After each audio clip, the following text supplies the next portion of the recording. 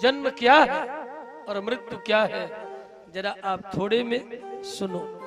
थोड़े में जन्म आत्मा का शरीर संयोग जन्म है।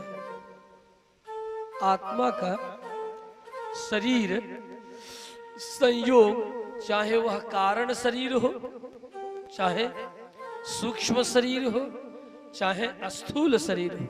अभी आप सब हम स्थूल शरीर में बैठे हुए हैं। इस स्थूल शरीर में एक सूक्ष्म शरीर है। सूक्ष्म शरीर के भीतर एक कारण शरीर है। कारण शरीर के भीतर कुछ लोग कारण को ही लिंग शरीर भी कहते हैं। जब तक लिंग शरीर है, कारण शरीर है, तब तक आत्मा की मुक्ति नहीं है।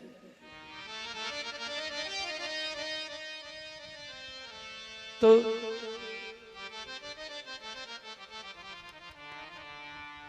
आत्मा को कोई मार नहीं सकता।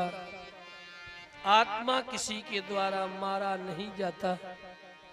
तो ये मारने, जन्म और मृत्यु का प्रयोग किसके लिए होता है? आत्मा जब जन्म नहीं लेता, यदि परमात्मा तू अजन्मा है तो मैं भी अजन्मा हूं आत्मस्वरूप से। तू यदि अवतार लेता है तो मैं शरीर संयोग प्राप्त करता हूं।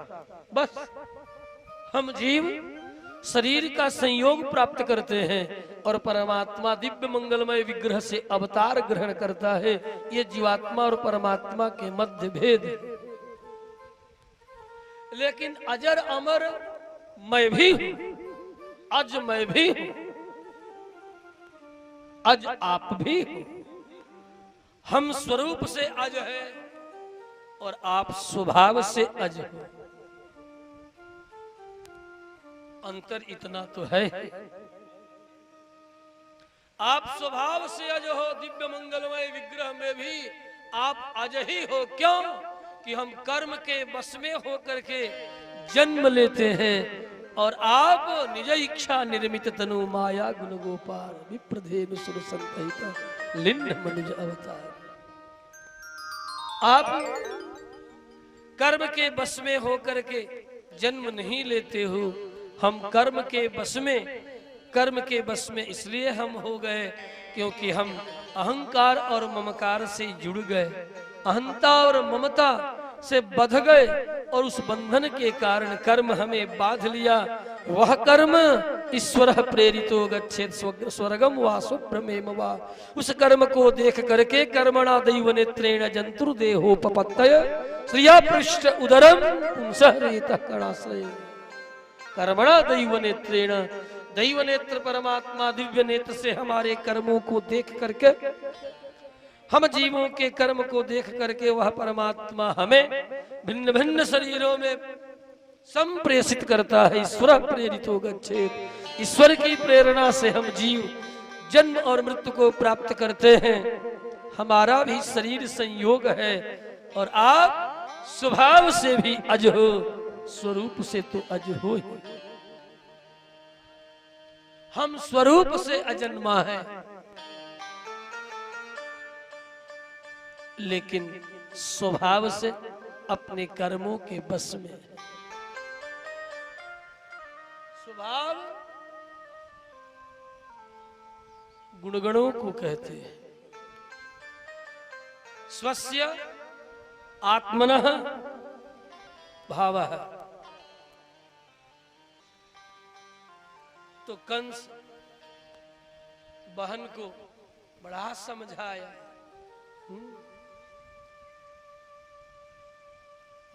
फिर भी यदि बहन तू ये मानती है कि मैं बहुत बड़ा दुष्ट हूं तो ठीक, क्षमध्वम मम दौरात्म्यम, मेरी दुष्टता को हे बहन तू क्षमा कर। हे भाम आप क्षमा करें। साला को, ये साले बड़े भारी साले होते हैं, साले सहज नहीं होते। हाँ? देखो मोक्षयामास निगडात् इत्युक्त्वा श्रुमुखः, आंखों में अश्रुमुखः इत्युक्त्वा, ऐसा कह करके अश्रुमुखः कंसः पादौ स्यालः, अपने पादौ अपने भाम के दोनों चरणों को, वसुदेव के दोनों चरणों को पकड़ लिया। श्याल स्वस्रो रथाग्रहे, साला कंस ने भाम वसुदेव और बहन देवकी के चरणों को पादव अथाग्रहे, दोनों के चरणों को पकड़ा और जब देखा कि वसुदेव और देवकी दोनों थोड़े से प्रसन्न जैसे लगते हैं तो फटाफट हाथों की हथकड़ी अपने से खोलता, चरणों की बेड़ी भी खोलता। मोचया मास निगड़ा विश्रब्ध कन्या गिरा, उस बालिका के वचन पर विश्वास करके तेरा तवांत कृत जाता, तुम्हारा अंतक तुझे मारने वाला जाता जन्म ले लिया है। चूंकि अंतक पुलिंग है अतः जाता पुलिंग का प्रयोग किया। अंतक जाता, तवांतकृत जाता। लेकिन कंस क्या समझा, मुझे मारने वाला है भगवान बचाने। सुने हैं नहीं? कैसे है जी? मारने वाला है भगवान बचाने, मारने वाला है भगवान बचाने वाला है भगवान, मारने वाला है भगवान बचाने वाला है भगवान।